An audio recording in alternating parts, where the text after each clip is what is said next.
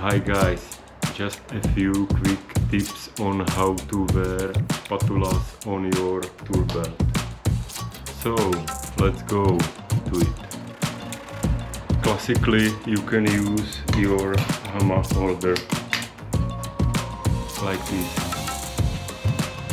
You can also use this magnetic paintbrush clip holder and bucket opener together like this, and so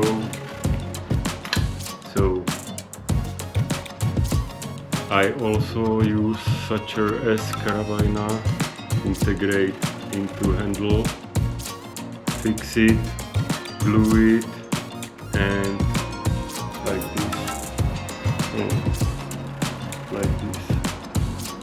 This is perfect for such a big taping knives.